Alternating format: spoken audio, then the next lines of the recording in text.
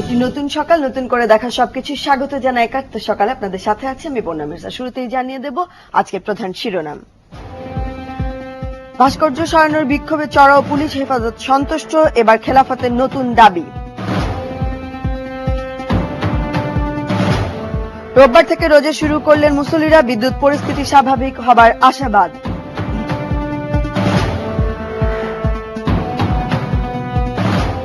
অস্ত্রের জাল লাইসেন্স তৈরিতে ষষ্ঠের মধ্যেই ভূত, নাচের গুরু ডিসি অফিসের সহকারী।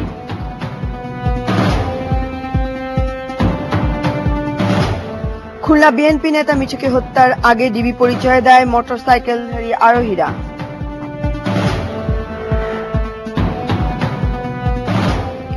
সাভারে জঙ্গি আস্তানায় কাউকে পায়নি পুলিশ, আগেভাগে পালিয়ে গেছে বাসিন্দারা।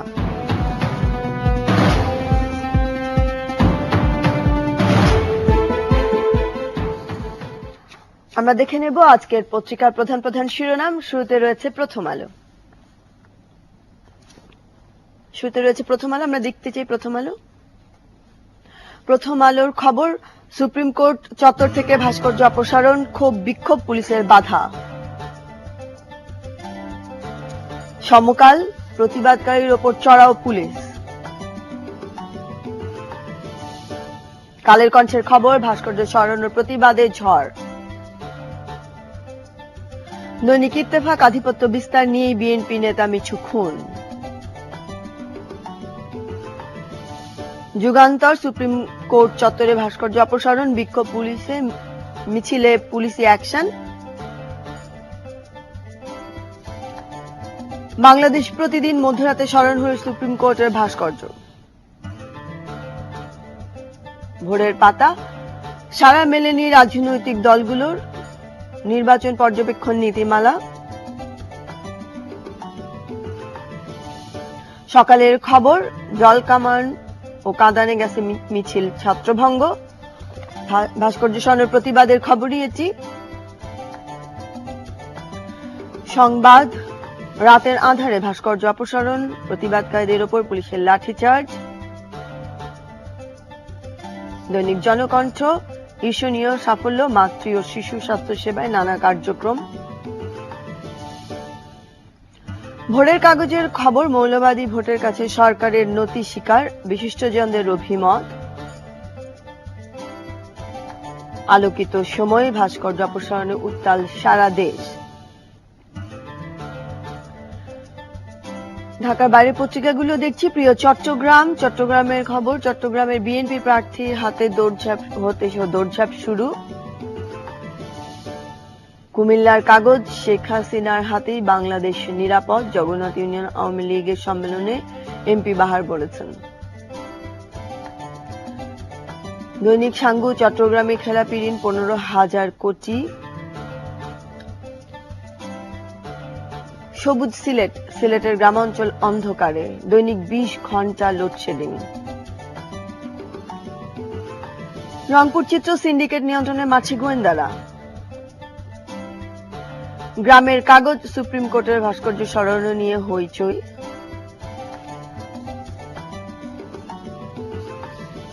এই ছিল আমাদের আজকের দৈনিক পত্রিকার খবরগুলো। সারাদিন রোজা রাখার পর অনেক কিছু আমাদের আসলে খেতে ইচ্ছে করে, কেউ কেউ আবার সেহরির সময় অনেক ভারী খাবার খেয়ে ফেলেন। দিনের বেলায় দীর্ঘ সময় না খেয়ে থাকার কারণে রোজার শেষে শরীর, মস্তিষ্ক, স্নায়ুকোষ খাবারের মাধ্যমে তাৎক্ষণিক শক্তির যোগান চাই। তা দীর্ঘ সময় পর ইফতারের খাবারটা তেমন সহজ এবং সুপাচ্য হওয়া উচিত। রোজায় ভালো থাকুন, এই বিষয় নিয়ে আমরা কথা বলবো এবং কথা বলতে আমাদের সাথে আছেন পুষ্টিবিদ তামান্না চৌধুরী এবং আছেন ডাক্তার শাহজাদা সেলিম, সহযোগী অধ্যাপক, বঙ্গবন্ধু শেখ মুজিব মেডিকেল বিশ্ববিদ্যালয়। আপনাদের দুইজনকেই শুভ সকাল। রোজার আর একেবারেই বাকি নেই, একেবারে দ্বার প্রান্তে আমরা দাঁড়িয়ে আছি এবং আমরা বলছি যে আসলে লম্বা একটা সময় কিন্তু আমাদের রোজা রাখতে হবে বছর, এবং ভীষণ গরমও পড়েছে। আমি প্রথমেই তামান্না চৌধুরী আপনার কাছে যাই এবং সেহরির খাবার আমরা জেনে নিই যে আসলে কেমন হওয়া উচিত। অনেকে কিন্তু আমরা এটা বুঝতে পারি না সকল সময়, যাতে করে কিনা সারাদিন আসলে ওই খাবারটা আমাদের শরীরের ভেতরে ভালোভাবে আসলে থাকে। মানে যদি বলেন, যেটা হয়েছে যে এখন তো সামার এবং অনেকটা সময় রোজা থাকতে হবে, তো সেহরির বিষয়টা হচ্ছে সারাদিন সুস্থভাবে রোজা রাখার জন্য সেহরি কিন্তু সবচেয়ে বেস্ট একটা টাইম, মানে সেহরির খাওয়াটা খুব ইম্পর্টেন্ট। এখানে দুটো বিষয়ে খেয়াল রাখতে হবে, একটা হচ্ছে সেহরির টাইমটা কখন, মানে কোন সময়টা সবাই খেয়ে রোজাটা থাকবেন, আর কতটুকু পরিমাণে কিভাবে খাবারটাকে ব্যালেন্সিং করবেন। সময়টা এই জন্য বললাম ইম্পর্টেন্ট যে অনেকেই আছে দেখবেন খুব তাড়াতাড়ি রাতের মানে 12টা-1টার সময় খেয়ে ঘুমিয়ে পড়ে, যাতে ঘুম ডিস্টার্ব না হয়, আবার হয়তো উঠে সকালে নামাজ পড়ে নিচ্ছে, কিন্তু এটা আসলে প্রপার টাইমিং না। দেখা যাচ্ছে ইফতার থেকে রাতে 12টা-1টার সময় খেয়ে পুরো দিনটা রোজা থাকবে সে, কারণ এখন অনেকটা লং টাইম, অনেকটা সময় স্টারভেশন অর্থাৎ রোজা থাকতে হবে। সো শরীরের প্রত্যেকটা অর্গান যাতে কাজ করে, এনার্জেটিক থাকে, ডিহাইড্রেশন না হয়, এবং কোনো রকম যারা পেশেন্ট যারা রোজা রাখবেন তাদের যেন কোনো কমপ্লিকেশনস না হয়, সেই জন্য সেহরির খাবারটা হতে হবে যে একটু আজানের একটু টাইম থাকবে, বাট তার আগ দিয়ে ভালো মতো সহজ পাচ্য মানে খাবার, যতটা মানে শেষের দিকে খাওয়া যায় মনে হয় শেষের সেটা দিকে, ভালো হবে। রাইট। এবং তাতে হয় কি কিছুটা সময় পানিও খেতে পারে আজানের আগ পর্যন্ত। আর খাবারটা আমি সবসময় বলি সহজপাচ্য, যেটা আমরা সাধারণত নর্মাল রেগুলার টাইমে দুপুরের খাবারটা খেয়ে থাকি, হতে পারে সেটা ভাত হতে পারে, যেমন রোজায় মাছ খাওয়া হয় না, ইফতার বা রাতে হয়তো হচ্ছে না, সেহরিতে মাছ বা প্রোটিনের জন্য ডিম হতে পারে। এবং সবজি এখন জানেন আপনার গ্রীষ্মকালীন সবজিগুলো সাধারণত নরম এবং সহজপাচ্য হয়, যেমন ঝিঙা, চিচিঙ্গা, তারপরে লাউ মানে পটল, এই জাতীয় পানীয় সবজিগুলো হচ্ছে সেহরির জন্য বেস্ট। আর সেহরিটা প্রপার ভাবে খাওয়ার পর 1 কাপ দুধ আর একটা খেজুর সারাদিন কিন্তু মানুষকে এনার্জেটিক রাখবে এবং খুব ভালো মতো রোজা রাখতে সাহায্য করবে। আমরা আসবো আপনার কাছে আরো নানাবিধ বিষয় নিয়ে। আমরা একটু ডক্টর সাজেদা সেলিম আপনার কাছে যেতে চাই। এবং এই যে একটা লম্বা সময়ে অনেকেই তো আসলে নানাবিধ অসুখে ভুগছেন, তারাও কিন্তু রোজা রাখবেন, খাবারটা আসলে ঠিক মতো পরিপাচ্য হলো কিনা সেটা একটা বিষয়। 2 হচ্ছে যে লম্বা সময় ডিহাইড্রেট হয়ে যাওয়ার সম্ভাবনা আছে, তো আসলে সেটি কিভাবে ওভারকাম করা সম্ভব, আর আদৌ সম্ভব কিনা, বা যারা সেই ধরনের রোগী তাদের জন্য রোজা ঠিকও আছে কিনা। জি, যেমন আমার সবচেয়ে বড় গ্রুপের রোগী ডায়াবেটিসের রোগী, এবং এদের ক্ষেত্রে সারা পৃথিবীর রোজাদার রাখে তাদের চেয়ে আমাদের বেশি মাথা ব্যথার কারণ। কারণ ডায়াবেটিস হলো এমন একটা রোগ খেতে হয়, যেটা নিয়ন্ত্রণের প্রধান পদ্ধতি হলো যে সঠিক সময়ে সঠিক পরিমাণে নির্দিষ্ট ক্যালোরি ব্যালেন্স করেই খেতে হবে। এবং এই খাওয়াটা এমন হতে হবে যে ওতে খেয়ে ব্লাড সুগার অনেক বাড়বে না, খাওয়া দূরত্বের কারণে আবার হাইপো হবে না। কিন্তু ওতে কিন্তু এই রোজাটা একটা বড় ধাক্কাটা কিরকম, এবার প্রায় 16 ঘন্টা 16.5 ঘন্টা না খেয়ে থাকতে হবে, খুবই কঠিন। ওই প্রতিটা ডায়াবেটিসের রোগীর জন্য খুবই কঠিন, এবং এতটাই কঠিন যে টাইপ 1 ডায়াবেটিস নিয়ে কেউ রোজা রাখবে এটা প্রায় অসম্ভব। গর্ভকালীন ডায়াবেটিস যাদের আছে তারা রাখতে পারবে না, এটা অসম্ভব। হ্যাঁ, তাহলে বাকি যারা তাদেরও কিন্তু আগে থেকে রোজা, যেহেতু রোজাদার হঠাৎ করে আসেনি, প্রতি বছরই নির্দিষ্ট সময় পর পর আসছে, আমরা সবসময় তাদেরকে এই তথ্যটা দেওয়ার চেষ্টা করছি যে আপনি অ্যাটলিস্ট 3 মাস আগে থেকে আপনার নিজের অবস্থাটা জেনে নিন যে রোজা করার জন্য আপনি কতটা সুস্থ আছেন। সেক্ষেত্রে সবচেয়ে বড় বিষয় যেটি, যে ডায়াবেটিসের কন্ট্রোলটি কেমন আর কিডনি ফাংশনটা কেমন, এটা খুব জরুরি। কারণ বারবারই আলোচনায় আসবে, এবার বিশেষ করে গ্রীষ্মকাল এবং কিছু কিছু সময় আর্দ্রতা অনেক বেশি থাকবে, পানি শূন্যতার ব্যাপক ঝুঁকি আছে। আর শরীরের পানি যেটি দেখাশোনা করে কিডনি, তার অবস্থা ভালো যদি না থাকে তাহলে কিন্তু খুবই মুশকিল। এবং ডায়াবেটিসের দীর্ঘদিন তাদের ডায়াবেটিস আর তাদের কিডনি নষ্ট হওয়ার ঝুঁকিটা সবচেয়ে বেশি এর একটি। আর এর আগে গত 3 মাস থেকে যদি ধরি যে কন্ট্রোলটা কেমন ছিল, সেটা কিন্তু খুব সহজে আমরা 3 মাসের গড়ে একটা পরীক্ষা করে জেনে নিতে পারি। আর যারা নিয়মিত যে ডাক্তারের কাছে চিকিৎসা করছেন তারা কিন্তু আসলে জানেন। তো যাদের অবস্থা ভালো তারাও কিন্তু ঝুঁকি নাই এমন কেউ নাই, কিন্তু ডায়াবেটিস নিয়ে রোজা রাখলে ঝুঁকি আছে। তাহলে ঝুঁকিটা সবচেয়ে কম যাদের, তাদের একরকম, মাঝামাঝি যাদের তাদের একরকম, আর বেশি যাদের তাদের আরেক রকম। কিন্তু আমি কিন্তু কাউকে বলে দিতে পারবো না আপনি রোজা করবেন কি করবেন না। আমার কাজ হলো ওই ঝুঁকিটা যেটুকু আছে সেটুকু বিবেচনা করে সবচেয়ে কম ঝুঁকিতে সময়টা পার করতে পরামর্শ দেওয়া। সেক্ষেত্রে আমরা খাবারের হিসাবটা বলি। আর খাবারের সেহরির ব্যাপারে আলোচনা হলো, ইফতারটি কিন্তু শুধু রোজার একটি অংশ না, অনেকটা সামাজিক পারিবারিক অনুষ্ঠানের মতো হয়ে গেছে। হয়ে গিয়ে কিন্তু বিপদটা আরো বেড়ে গেছে। মানে এখানে পুষ্টি নিয়ে আর আনুষ্ঠানিকতাটাই সর্বোচ্চ হয়ে গেছে। বিপুল পরিমাণে শরবত, খেজুর, অন্যান্য মিষ্টি খাবার, আর সারাদিন না খেয়ে থেকে একটা আগ্রহ থাকে যে ভাজা পোড়া এগুলো বেশি খাবার, তো কোনোটাই কিন্তু অনেক বেশি ভালো নয়। যদি কেউ সারাদিন না খেয়ে থেকে শরবত খায়, হ্যাঁ। যাতে প্রচুর চিনি আছে, চিনি আছে। তো হঠাৎ করে ব্লাড সুগার বেড়ে যাবে। আচ্ছা, রক্তের কিন্তু চাহিদা কিন্তু আছে, হ্যাঁ, কিন্তু কিন্তু চাহিদা, এতটা না হ্যাঁ, আসলে, সারাদিনের প্রায় 16 ঘন্টা না খেয়ে থেকে উনি কিন্তু দেখা গেল শরবত খেয়েই ওনার ঝামেলাটা বেড়ে গেল। তাহলে ধীরে ধীরে খান, আমরা শুনবো সময় নিয়ে খান। যে আমাদের সাথে একজন দর্শক আছেন, দেখি তিনি কি বলতে চাইছেন। শুভ সকাল, নাম বলে আপনার প্রশ্ন করুন। হ্যালো, কে আছেন আমাদের সাথে? হ্যালো, আসসালামু আলাইকুম। ওয়ালাইকুম আসসালাম, জি বলুন। শুভ সকাল। শুভ সকাল। মায়ের শুভেচ্ছা। আমার প্রশ্ন হলো যে রমজান মাসে বাড়িতে বিভিন্ন বয়সে লোকজন থাকে যারা রোজা রাখে, বয়স্ক লোক এবং ছোট বাচ্চা, এবং অনেক মাসের মধ্যে অনেকে হয়তো ডায়াবেটিস এবং ব্লাড প্রেশার, সেই সাথে হাঁপানি রোগ আছে। তো এবং এখন ধুলোবালি হচ্ছে হাঁপানি রোগের প্রাদুর্ভাব দেখা দিচ্ছে, যে কারণে হাঁপানি রোগের মাত্রা বেড়ে গেছে। আমি তাদের কাছে একটা বিনীত প্রশ্ন রাখতে চাই, আদর্শ ইফতারের বৈশিষ্ট্য কি হবে এবং বাড়ির সকলে মিলে ইফতার খেতে পারবে, ক্যালোরি বেশি থাকবে, কিন্তু ডায়াবেটিস, হাঁপানি বা ব্লাড প্রেশার রোগীদের কোনো ক্ষতি হবে না, এমন কিছু কমন ইফতারের নাম বলবেন যাতে সবাই মিলে খেতে পারে। বাহ, অনেক ধন্যবাদ আপনাকে। আমরা নিশ্চয়ই কথা বলতে বলতে জেনেই যাব সেই বিষয়গুলি, আপনি আমাদের সাথেই থাকুন। আর তামান্না চৌধুরী, আপনার কাছে যাই এবং জানতে চাচ্ছিলেন দর্শক যে কি ধরনের খাবার, বা ডক্টর শাহজাদা সেলিমও বলছিলেন যে হুট করে আমাদের কিন্তু একটা অভ্যাস, এটা কিন্তু কোনোভাবেই আমাদের বদলানো হয়নি এখন পর্যন্ত। আমরা ভাজাটা কিন্তু খাবই, এটা একেবারে মানে কোনোভাবেই কেউ এটা শুনবেন বলে আমার মনে হয় না। কিন্তু খাওয়াটা আসলে কতটা বিপজ্জনক সেটা যদি আপনি বলবেন। যেটা যেটা হয়েছে- বিপজ্জনক তো বটেই। অবশ্যই, কারণ হচ্ছে আপনি একটু দেখেন আমাদের ট্রেডিশনাল যে আইটেম গুলো আছে, আমি পেঁয়াজু, যদি বুট, বেগুনি, পেঁয়াজু, বড়া, বেগুনির একদম। কথা বলি, সবই কিন্তু সেকেন্ড ক্লাস প্রোটিন। বেসন দিয়ে বেগুনি করা হচ্ছে, পেঁয়াজু ডালের, এবং বুটো ছোলাও কিন্তু ডালের।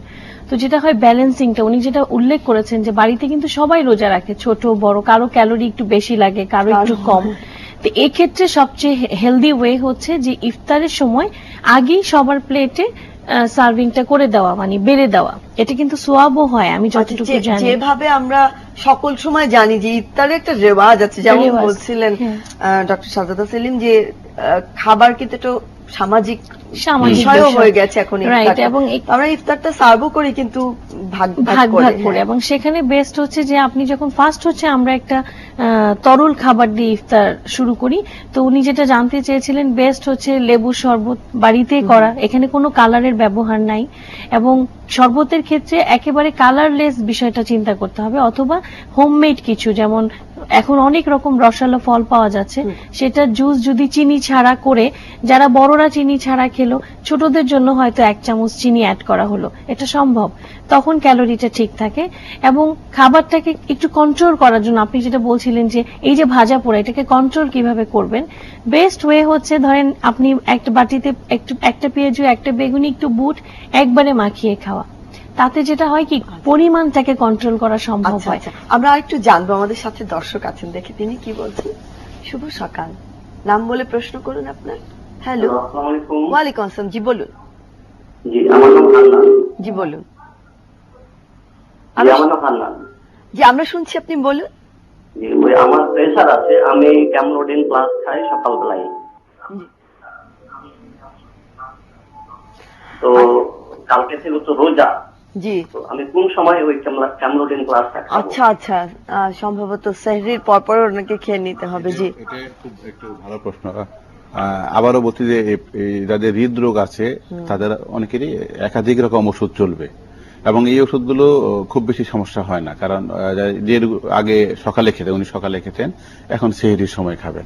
কিন্তু আমরা পরে হয়তো আলোচনা করবো যে মূল ওষুধ ডায়াবেটিস, এগুলো নিয়ে কিন্তু অনেক পরিবর্তন করতে হবে। অনেক পরিবর্তন করতে হবে, খুব মানে বিপজ্জনক হয়ে যাবে, সেগুলো অনেক আমরা আলাপ বিষয় করবো। জি। যে ডায়াবেটিক্স রোগীর জন্য আসলে খুবই মুশকিল হবে পুরো রোজার মাসটা। আমরা আসবো আলাপে। আমরা ছিলাম তাহলে, যদি আপনার কাছে যে বলছিলেন যে মেখে খেলে হয়তো একটু পরিমাণটা কমে গেল, কম হয়। আবার ফ্রুটস এর ব্যাপারটা দেখেন, এখন আম, তারপর লিচু, অনেক রকম ফল পাওয়া যাচ্ছে।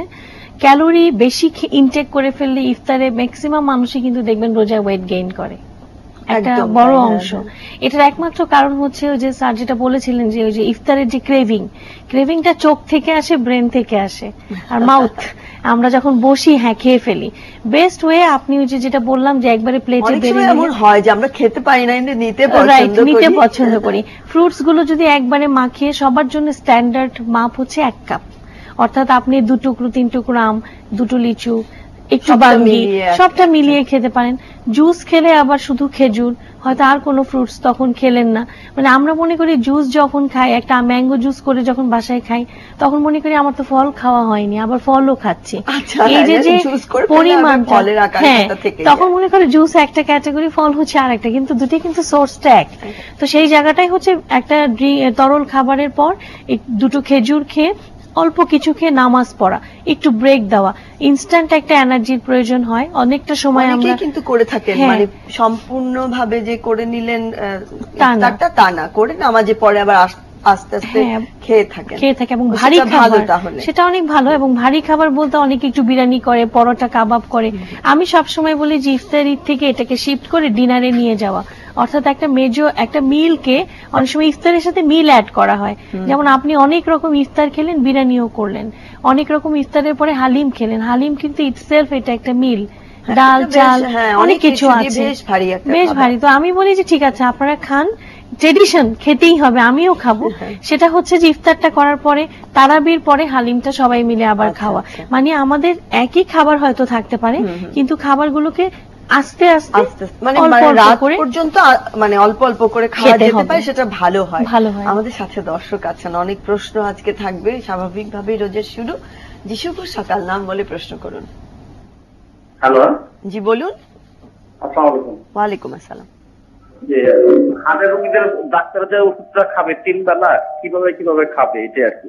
জি ধন্যবাদ। আমরা কথা বলবো এটা নিয়ে। আমরা আসছি সাদাত হোসেন আপনার কাছে। দর্শক এখনই অনেক জানতে চাইছেন, আসলে খুব স্বাভাবিক, ওষুধগুলো তো তাদের খেতে হবে এবং রোজা রাখতে হবে, সেক্ষেত্রে করবেন কি তারা?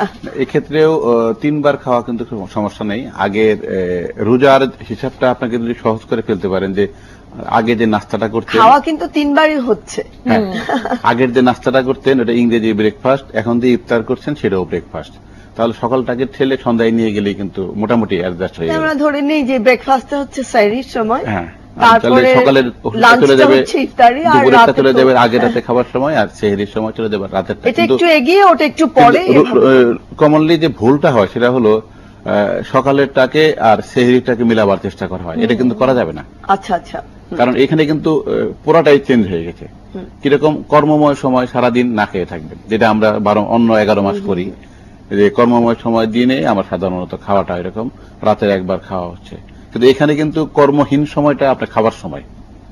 আচ্ছা, হ্যাঁ, সেই এইটা কারণে এই যে ওজন বাড়ার কথা যেটা বললো, সেই জন্য যে আগে ওজনটা খাচ্ছি বেড়েছে। পরিশ্রম করছি অনেকটা ক্যালোরি ব্যয় হচ্ছে, এখন কিন্তু আচ্ছা, খাচ্ছি আচ্ছা। পরিশ্রম করছি না, ক্যালোরি জমা থাকছে। তাহলে আগের থেকে কম খেলেও কিন্তু ক্যালোরি জমা থাকবে, থাকবে, হ্যাঁ। কিন্তু আগের থেকে তো কম খাই বার্ন না, করার কোনো সুযোগ আগের পাওয়া থেকে কিন্তু যাচ্ছে কম না। খাই না, বেশি খাই। একদমই তাই। কারণ কোন পরিবারে যদি রমজান মাসের আগের 50,000 টাকা খাবার খরচ থাকে, এবার 1 লাখ হয়ে গেছে। দ্রব্যমূল্য জন্য কিছু 10-20 হাজার টাকা বাদ দিলেও 30,000 টাকা অতিরিক্ত ভিতরে ঢুকছে, সেটা তুমি উদন হিসেবেই প্রকাশ পাবে পরে। একদম তাই, সত্যি কথাই। আমাদের সাথে আরেকজন দর্শক আছেন, দেখি তিনি কি বলছেন। শুভ সকাল, নাম বলে প্রশ্ন করুন। হ্যালো, আসসালামু আলাইকুম। ওয়ালাইকুম আসসালাম। আমি উত্তরা থেকে বলছি। আমার নাম আমার বয়স 58। আমার প্রায় 25 বছর যাবত ডায়াবেটিস এবং আমার হার্টে রিং পড়ানো আছে। আমি নিয়মিত রোজা রাখি। আমার ডাক্তার সাহেবের কাছে, সম্মানিত ডাক্তার সাহেবের কাছে আমার প্রশ্ন, যে রোজার সময় ডায়াবেটিসটা যদি সামান্য একটু বেশি থাকে, আমি সারাদিন সাইড ওয়ার্ক করি, পরিশ্রম করি, করতে করতে যখন আমি টায়ার্ড হয়ে যাই, ক্লান্ত হয়ে যাই, তখন ডায়াবেটিসটা আমার ওই লেভেলে চলে আসবে, তখন কি এটা ভালো কি না? একটু বেশি থাকবে ডায়াবেটিসটা। আর যদি ডায়াবেটিস আমি নর্মাল লেভেলে খাওয়ার পরে 8-9 এরকম ইনসুলিন নেই থাকে, তখন আমি পরিশ্রম করলে আমার হাইপো হয়ে যাওয়ার সম্ভাবনা থাকবে বেশি কিনা? আমি বিগত দিনে দেখেছি যে আমার ডায়াবেটিস একটু বেশি, বাট আমার রোজায় কোনোদিনও কষ্ট হয় নাই, কিন্তু অন্যান্য সময় কষ্ট হয়েছে বা হাইপো হয়ে গেছে। আমি নর্মাল কন্ট্রোলে রাখি, রোজার দিনে বেশির জন্য আমার কোনোদিনও অসুবিধা হয় নাই, হঠাৎ একবার। তা এই ব্যাপারে ডায়াবেটিস একটু বেশি থাকার ব্যাপারে আমি আপনার মতামতটা প্লিজ জানতে চাই। অনেক ধন্যবাদ। এটি গুরুত্বপূর্ণ প্রশ্ন, সকল ডায়াবেটিক্স রোগীর জন্যই এটি খুব গুরুত্বপূর্ণ। আপনি আমাদের সাথে থাকুন, আমরা একটু বিরতি নিয়ে ফিরে আসবো, নিশ্চয়ই আপনার প্রশ্নের উত্তর দিতে পারবো। দর্শক, নিতে হচ্ছে একটা ছোট্ট বিরতি, থাকুন ৭১-এর সাথে।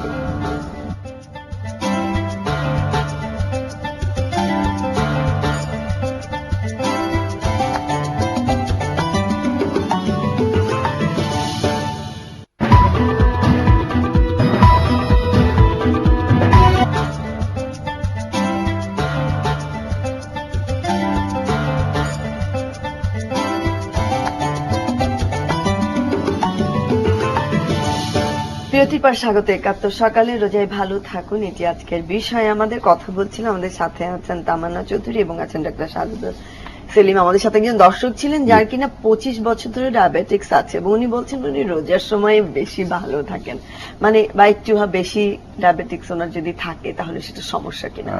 আসলে রোজার সময় আমরা রোগীদেরকে যে পরামর্শ দিই যে এই সময় ডায়াবেটিস কন্ট্রোলটি আমাদের আসলে মাথা ব্যথার কারণ নয়। আমাদের মাথা ব্যথার কারণ হলে ওনার জন্য হাইপোগ্লাইসেমিয়া না হয়ে যায়, রক্তের গ্লুকোজ কমে না যায়। ওনাকেও আগেও তাই করা হয়েছে, সেজন্য বেড়ে গেলে সমস্যা নেই, কমে গেলে নিরাপদে রোজার মাসটি পার করতে পেরেছেন। এবারও তাই করতে হবে। সেক্ষেত্রে উনি ইনসুলিন পাচ্ছেন। আমরা যেটা করি যে ইনসুলিনের কমপক্ষে 20% কমিয়ে দিই। আচ্ছা, কারো কারো ক্ষেত্রে যাদের কন্ট্রোল ভালো নয় 50% কমানো হয়, তাতে কিন্তু কন্ট্রোল ভালো হওয়ার কোনো সুযোগ নেই। কিন্তু ঝুঁকিটি কমাবার চেষ্টা করা হচ্ছে। এটি কিন্তু সবসময় করতে হবে, কারণ এবার 16.5 ঘন্টা না খেয়ে থাকবেন একজন ডায়াবেটিস রোগী, এর চেয়ে মারাত্মক পরিস্থিতি তার জন্য আর হতে পারে না। এটাকে আমাদের সামলাতে হবে। আর সেই ক্ষেত্রে ওনার যে ওষুধগুলো, সকালের ওষুধগুলো রাতে নিয়ে যাওয়া হয়, সকালেরটুকু অনেকটা আগের মতো থাকে। রাতের ওষুধটা আগে যেটা রাতে নিতেন উনি, যেটা সকালে সেহরির সময় নেওয়া হয়, ওইটাকে প্রধানত কমিয়ে ফেলা হয়। আচ্ছা, আপনি বলছিলেন কিন্তু যে উনি অনেক পরিশ্রম করে। হ্যাঁ, সেটাই বলছি। পরিশ্রমের ক্ষেত্রে পরামর্শ হলো যে পরিশ্রম যদি রাতে যেটুকু করতে পারেন সেটুকু নিয়ে কোনো সমস্যা নেই। দিনের বেলা হলে একটু কম করতে, দুপুরের আগে হলে যতটুকু করা যায় ততটুকু ভালো। এবং এবারের জন্য বিশেষ পরিস্থিতি হলো যে তীব্র গরম, দুপুরে তীব্র রোদের মধ্যে গিয়ে যদি পরিশ্রম করতে হয় তাদেরকে আসলে খুবই সতর্ক হতে হবে। যারা ঘরে বসে এসির মধ্যে কাজ করেন তাদের হয়তো অত ঝামেলা হওয়ার সম্ভাবনা নেই, কিন্তু ডিহাইড্রেশন হবে না। এবার কিন্তু এরকম যারা ডায়াবেটিস নেই তাদেরও কিন্তু এই ঝুঁকিটা রয়ে গেছে এবার। এবং হৃদরোগ কিন্তু আরেকটি ঝুঁকি, কারণ হৃদরোগের ক্ষেত্রে আমাদের আরো বেশি প্রতিরক্ষামূলক থাকতে হয়, কারণ রক্তের গ্লুকোজ কমে গেলে সবারই ঝুঁকি তৈরি হবে, কিন্তু হৃদরোগের ক্ষেত্রে কিন্তু আরেকটি হার্ট অ্যাটাকের সম্ভাবনা তৈরি হবে এবং সেটি কিন্তু একটা হার্ট অ্যাটাক কিন্তু মৃত্যু হতে পারে।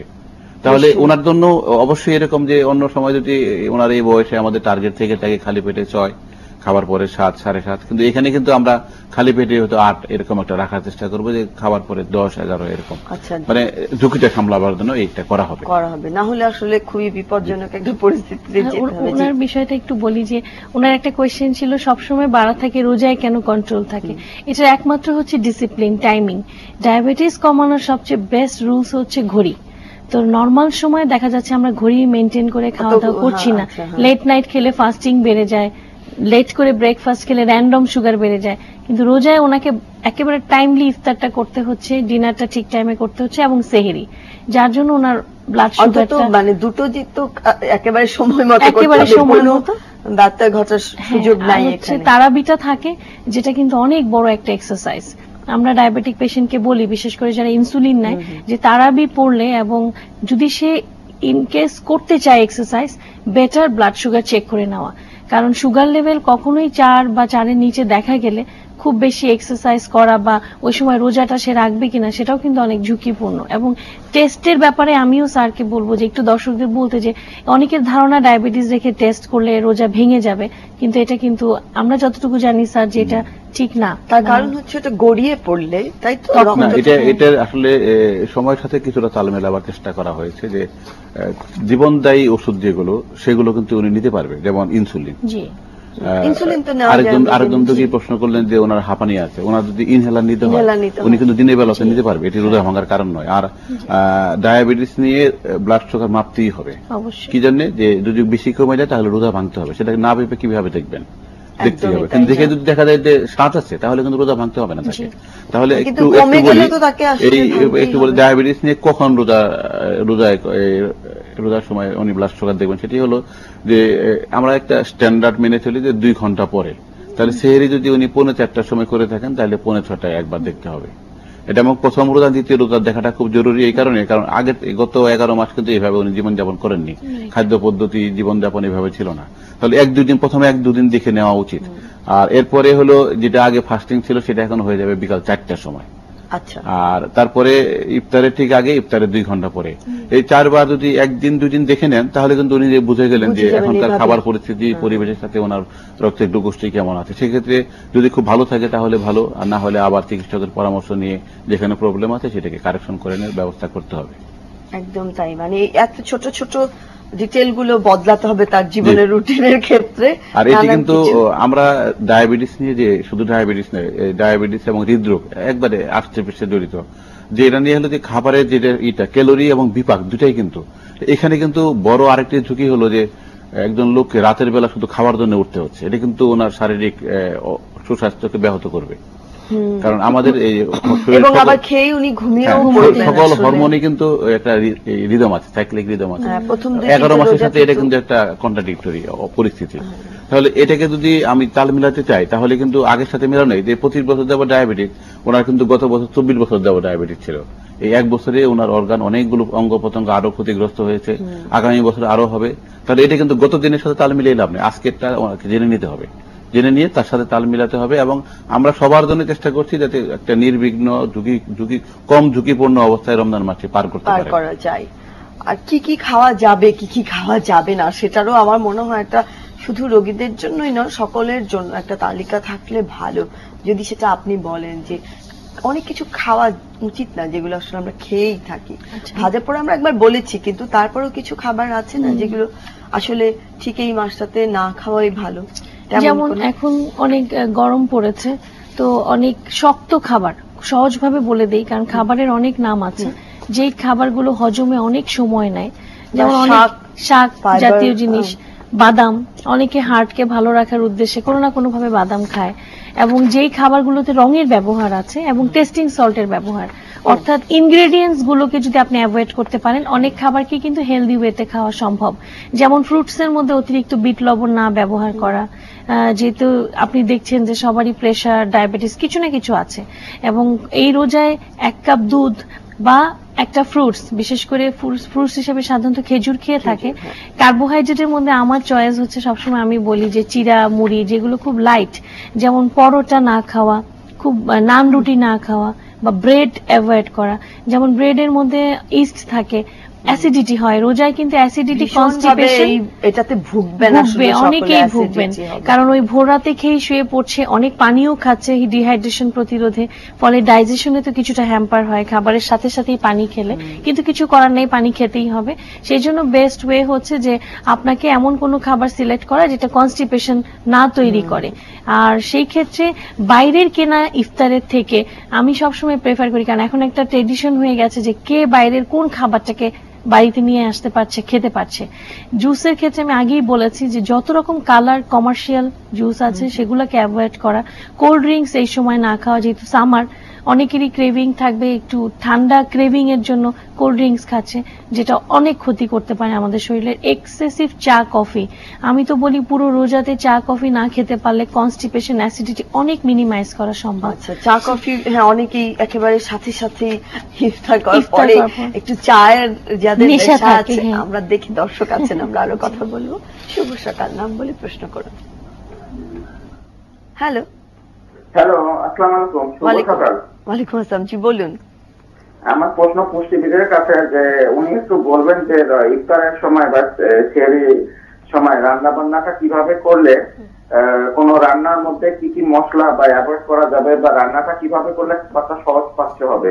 উনি বারবার খাবারটা সহজ পাচ্য খাবার খাওয়ার জন্য সবাইকে অনুরোধ বা উপদেশ দিচ্ছেন, তো সহজ পাচ্য খাবার কিভাবে তৈরি করা যায়। আরেকটা প্রশ্ন আছে আমার, যে আমরা অনেক সময় ঢাকা শহরের চক বাজার অথবা বেলি রোডের ইফতার আমরা খেতে পছন্দ করি, বা ওখানে ইফতারের পসরা নিয়ে অনেকে বসে, তো ওনার দৃষ্টিতে এটা কি মানে গ্রহণ করা কি উচিত, বা খাবারটা কি অ্যাভয়েড করা উচিত নাকি খাওয়া উচিত। আর একটা প্রশ্ন, ডায়াবেটিসিয়ান যিনি ডাক্তার, যিনি, ওনার কাছে আমার স্যারের কাছে একটা প্রশ্ন আছে, যে বাংলাদেশের যারা এন্ডোক্রাইন বা ডায়াবেটিস নিয়ে কাজ করেন, ওনাদের কি কোনো গাইডলাইন আছে যে রমজান মাসে একজন মানুষের খাবার তালিকায় কি কি জিনিস থাকা উচিত, একজন ডায়াবেটিক পেশেন্ট কোন কোন খাবার অ্যাভয়েড করবে, কোন কোন খাবার গ্রহণ করবে, এই ধরনের গাইডলাইন কি ওনারা আজ পর্যন্ত কি তৈরি করছেন কিনা?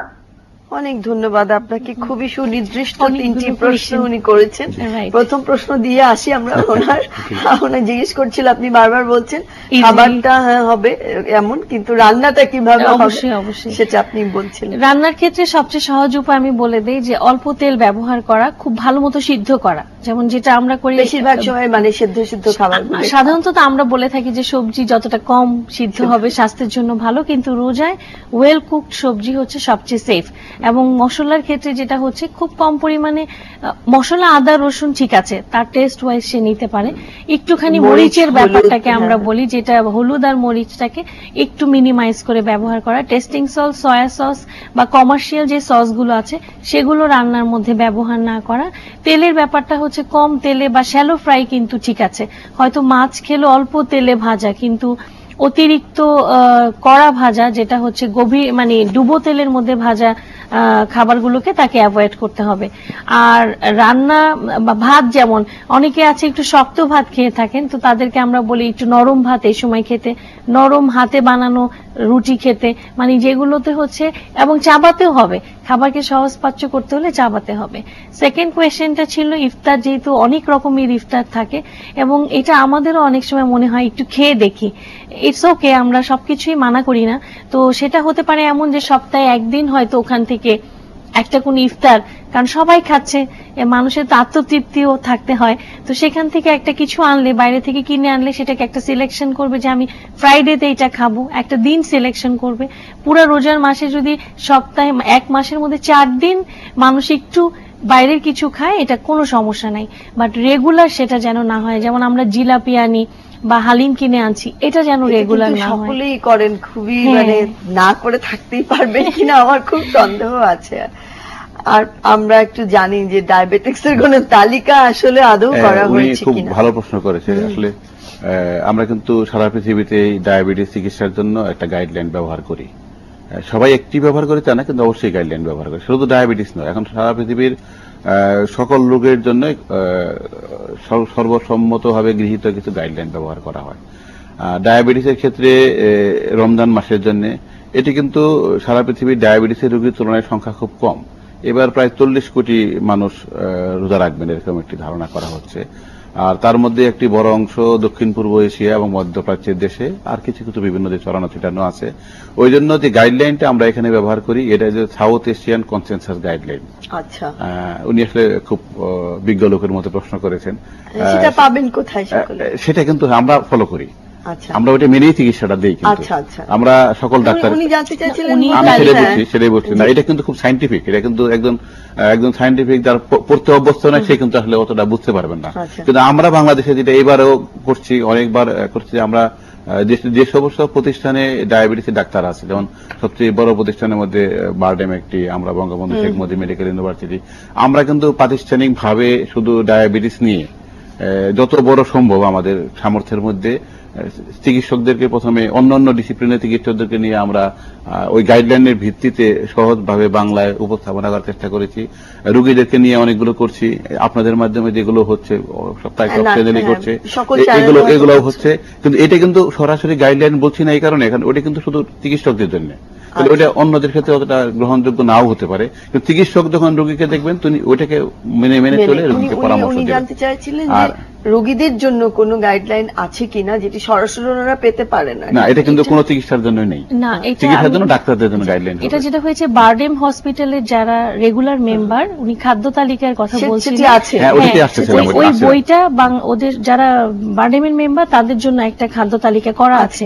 কিন্তু অনেকে আজকাল প্রাইভেট যারা ডক্টর তাদেরকে দেখাচ্ছেন, হয়তো বারডেমের মেম্বার না, তাদের জন্য বেস্ট ওয়ে হচ্ছে ওই যেটা স্যার বলেছিলেন যে রোজার আগেই ডক্টরের সাথে কথা বলা, তাকে একটা গাইডলাইন। খাদ্য তালিকা কিন্তু এখন প্রায় সকল রোগীকে দেওয়া হচ্ছে, যে যেখানে দেখাচ্ছে সেখানে দেওয়া হচ্ছে, এবং ওই রমজানের জন্য একটা আলাদা খাদ্য তালিকা দেওয়া হচ্ছে সুনির্দিষ্ট ভাবে। সেহরিতে এখানে আরেকটা হচ্ছে ক্যালোরি হিসাবটা, তো ওটাও কিন্তু বলা হচ্ছে যে আপনার আগে এতটুকু থাকলে এখন এতটুকু। আর ডায়াবেটিসের খাদ্য তালিকা কিন্তু তালিকা এত 2, 3, 4, 5 এভাবে বলা দেওয়া হয়, ওর ভিতরে বাকি ডিটেলস আছে। এবং রমজান মাসেও কিন্তু ওনাকে বলা হচ্ছে আপনার জন্য ওই যার ক্যালোরি এততে খাদ্য তালিকা 3 ছিল, রমজান মাসে আপনার খাদ্য তালিকা এই 3 এতটা থাকবে, মানে এবং কতটা এখানে থাকবে? আমরা আরো ডায়াবেটিসের জন্য যেটা বেশি জোর দেই যে সুগারটাকে আবার কমিয়ে রেখে, আর সেহরিটা আমাদের জন্য খুব ইম্পর্টেন্ট। এই কারণে যে আমরা সবসময় আমরা বলি যে শুনবো, এটি আমাদের হ্যাঁ, সাথে দর্শক জি। আছে, আমরা একটু শুনিনি কি বলছেন। শুভ সকাল, নাম বলে প্রশ্ন করুন। হ্যালো, কে আছেন আমাদের সাথে? হ্যালো, শুনতে পাচ্ছেন? আমরা হ্যালো, আপনি কি আমাদের শুনতে পাচ্ছেন? আচ্ছা, বোধহয় উনি জি জি আমি শুনতে পাচ্ছি। জি বলেন তাহলে। জি আসসালামু আলাইকুম, আমার ওয়ালাইকুম আসসালাম। নাম লুৎফর রহমান, আমি বিরাসার ব্রাহ্মণবাড়িয়া থেকে বলছি। জি বলুন। জি, আমার বয়স 54, আমি আইবিএস সমস্যায় ভুগছি বিগত প্রায় 30 বছর যাবত, আচ্ছা। এবং একই সময়কাল ধরে আমার গড় রক্তচাপ অর্থাৎ মার্কারি লেভেল 100/50, 90/60 ইত্যাদি। মানে রক্তচাপ স্বাভাবিক বলতে 120/80, যেটা চিকিৎসা শাস্ত্রে বলা হয়ে থাকে, সেই মাত্রা অর্জন করা আমার পক্ষে প্রায় অসম্ভব হয়ে দাঁড়িয়েছে মেবি পেটের সমস্যার কারণে। আমি অন্যান্যদের তুলনায় অপেক্ষিত দুর্বল বোধ করে থাকি, কিন্তু অস্বাভাবিক মাত্রায় দুর্বল এটা বলা যায় না। আমার প্রশ্ন হলো, আমি বিশেষ করে সেহরি এবং ইফতারে কি খেতে পারি, এবং তারাবি নামাজের পর কি খেতে পারি, বিশেষ করে আমি স্যালাইন খাওয়ার জন্য কোন সময়টা বেছে নিতে পারি? অনেক ধন্যবাদ। জি, এটা উনি যেটা আসলে হয়েছে- আইবিএস, হ্যাঁ আইবিএস টা খুব ভুগছেন। ইম্পর্টেন্ট, কারণ দুধ তো উনি খেতে পারবেন না, না। আইবিএস এর একটাই ট্রিটমেন্ট আমরা করে থাকি, গ্লুটেন। গ্লুটেন একটা প্রোটিন যেটা গমের খাবারে থাকে। আচ্ছা, হ্যাঁ, সেটা হচ্ছে যেমন গমের তৈরি খাবার, রুটি হতে পারে, পাউরুটি হতে পারে, বিস্কিট হতে পারে, নুডলস হতে পারে। ওনাকে প্রথমেই গ্লুটেন যুক্ত খাবার এবং ল্যাকটোজ কন্টেন করে, যেমন দুধ, এই দুটো খাবারকে ওনাকে অ্যাভয়েড করতে হবে।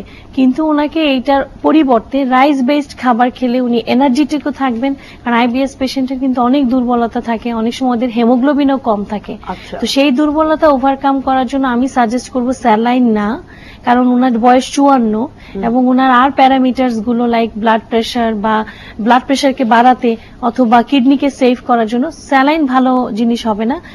এটা ওনাকে যে খাবারটা খেতে হবে, যে ফ্রুট উনি ইফতারিতে রাখতে পারে, মুড়ি বা ভাত উনি একবারে ভাত খেয়ে নিতে পারে, কারণ যেহেতু তার ডায়াবেটিস নাই, ইফতারটা সে যদি অল্প পরিমাণে নরম ভাত, মাছ অথবা মাংস এবং একটু সবজি দিয়ে করেন, ডিনারের সময় হয়তো সে একটা চালের রুটি খেতে পারে, একটু সবজি দিয়ে খেতে পারে।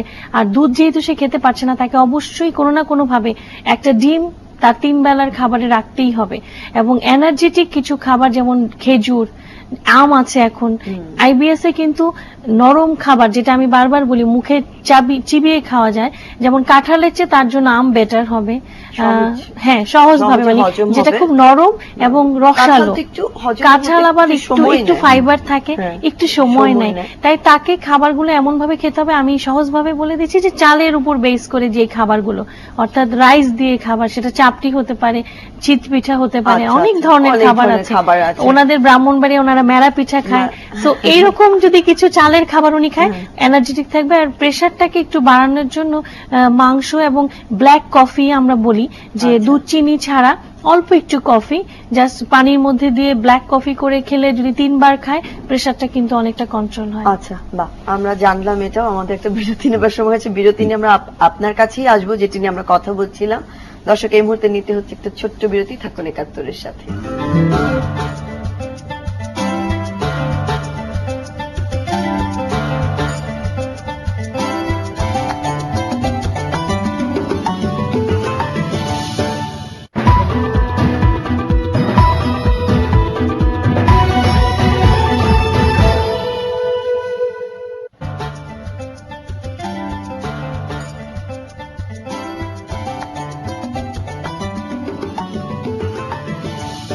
বিরতির পর স্বাগত 71 সকালে। আমরা কথা বলছিলাম আসলে রোজার খাবার কেমন হবে বা রোজায় কেমন থাকা যাবে, সেরকম একটি বিষয় নিয়ে আমরা আপনার কাছে ছিলাম, এবং আপনি বলছিলেন, আমরা কথা মাঝখানে একটা ফোন নিয়েছিলাম সেই জন্যই। এবং এমনও দেখা যায় যে কিডনি রোগীর জন্য কিন্তু খুব ডিফিকাল্ট। ডায়াবেটিস তো একরকম করে আপনি বললেন, আমরা শুনলাম, কিডনি রোগী যে পানি খাওয়ার বিষয়টা তার থাকে, বেশি বা কম দুটোই আর মাপা থাকে তার। একদম দর্শক যেমন প্রশ্ন করলেন গাইডলাইনের ক্ষেত্রেও খুব সুনির্দিষ্টভাবে বলা আছে যে সবচেয়ে বেশি ঝুঁকিতে যে রোগীগুলো আছেন তাদের মধ্যে কিডনির ফাংশন তাদের একটু বেশি খারাপ। আমরা এখানে স্টেজ 4 এবং 5 কে বলি যে যারা এই অবস্থায় পৌঁছে গেছেন তাদের জন্য রোজা রাখা তীব্র খারাপ একটি পরিস্থিতি। কিন্তু উনি যদি তারপরও চান, আমরা সেই পথে আমরা ওষুধ ঠিক করে দেওয়ার চেষ্টা করব।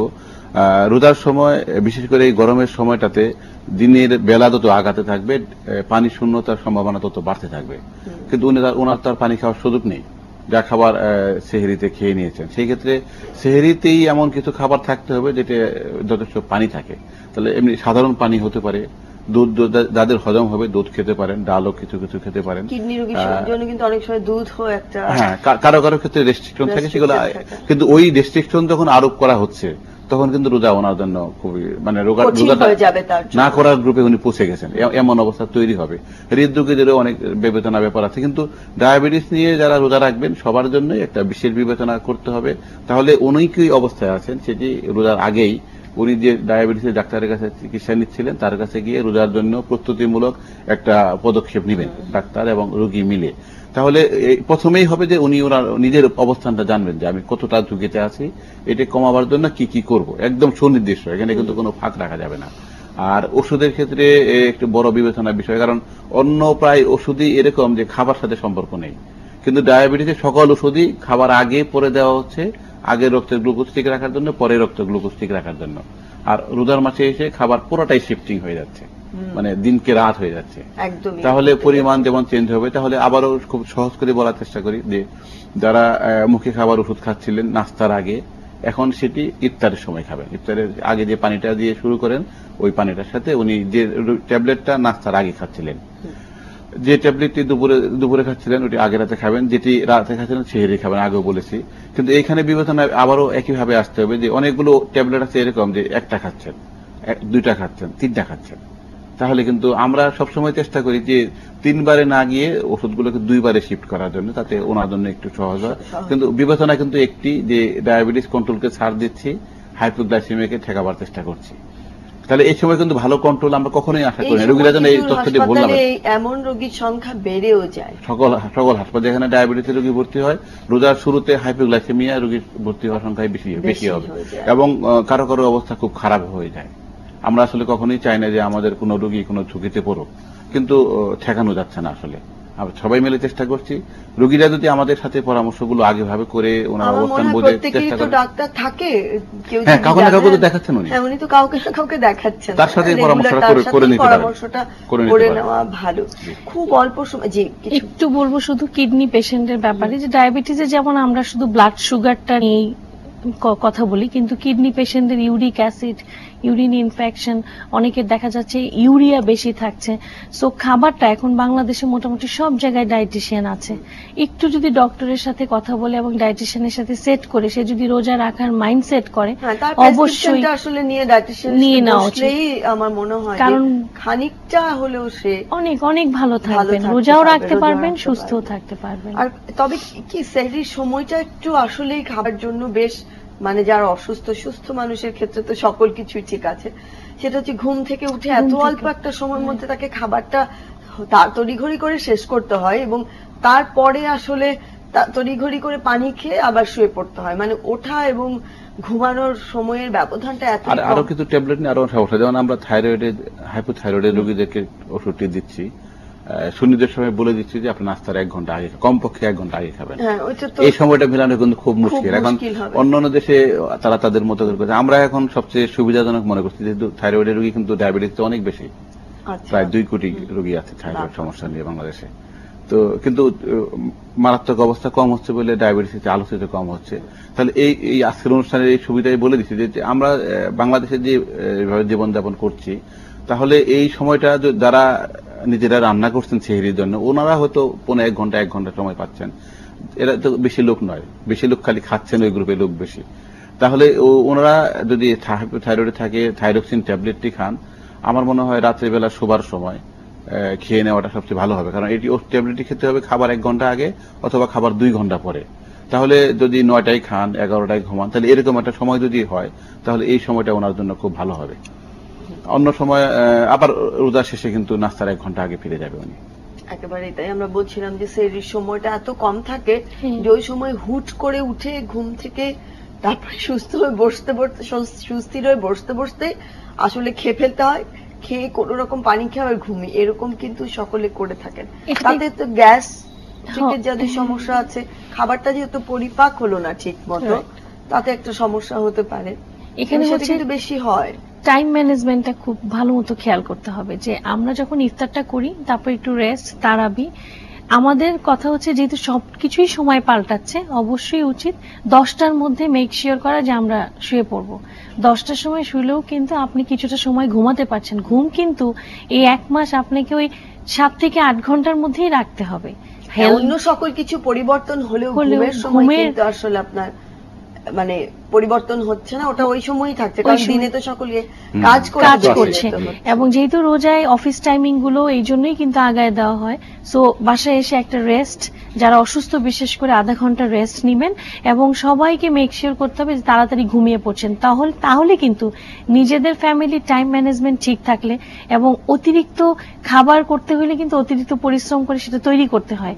সো এত আয়োজন না করে হেলদি খাবার, যেগুলো সহসাই হচ্ছে, চুলায় বেশি নেওয়া লাগছে না, সেই ধরনের খাবারগুলো যদি প্রত্যেকটা মিলে থাকে তাহলে কিন্তু খুব সহসাই, যেমন একটা এক্সাম্পল দিচ্ছি, দুধ দিয়ে রুটি, এটা কিন্তু আপনাকে খুব বেশি পরিশ্রম করতে হচ্ছে না। বা হচ্ছে একটু ওটস দিয়ে দুধ খেলেন, অথবা একটু দই দিয়ে ফল খেলেন, আপনাকে কোনো প্রিপারেশন তেমন নিতে হচ্ছে না। একটু কাজও কমাতে হবে পরিশ্রমটাকে, এবং সময়টাকে অ্যাডজাস্ট করে 3 বারে খুব স্বাভাবিকভাবে খেয়ে, এবং ইফতার থেকে সেহরি পর্যন্ত প্রত্যেকে তার নিজস্ব একটা বোতলে পানি রেখে মেক শিওর করা 2-3 লিটার সে পানি খাচ্ছে। ফ্রেশ ওয়াটারের সুবিধা হচ্ছে আপনাকে হাইড্রেটও রাখবে, আবার তাতে কোনো ক্যালোরি নাই, অর্থাৎ ওজনও বাড়বে না। সো এইভাবে করে যদি একটু নিজেরা এখন থেকেই প্ল্যান করে, কারণ 30টা দিন কিন্তু অনেক, তারপরে অসুস্থ হয়ে গেলে কিন্তু সেটা আরো বেশি ঝুঁকিপূর্ণ। চর্বি জাতীয় খাবারও অনেকে খেতে পছন্দ করে থাকেন, কিন্তু জি। তাই না, সেটিও বোধহয় কি অ্যাভয়েড করা ভালো।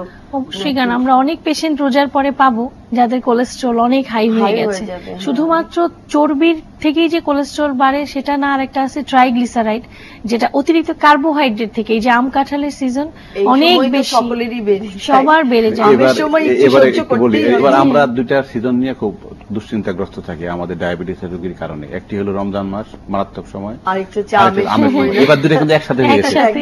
একবারে শোনায় তাতে শোনায় তাতে একটু ভালো হবে, তাতে ভালো হবে যে রোজাও থাকবেন, আমটা Control. একটা কিছু ব্যালেন্স হয়ে যাবে আর কি। না, সেটা দিনে দিনে যেহেতু খেতে পারছে না, শুধু রাতে আর কত খাবে।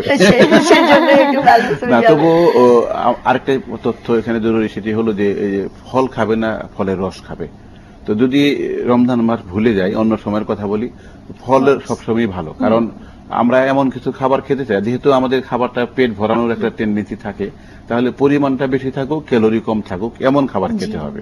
তাহলে যখনই আমি ফলটাকে রস বানিয়ে ফেললাম, ফাইবারটাকে বাদ দিয়ে আঁশটাকে সরিয়ে ফেললাম, আচ্ছা আচ্ছা তাহলে আমার আঁশ দরকার ছিল কিন্তু আগে। আচ্ছা। যেমন খালি আঁশ কতটুকু দরকার, একজন মানুষ সারাদিনে যত খাবার খাবে তার 15 থেকে 16% আঁশ হওয়া উচিত।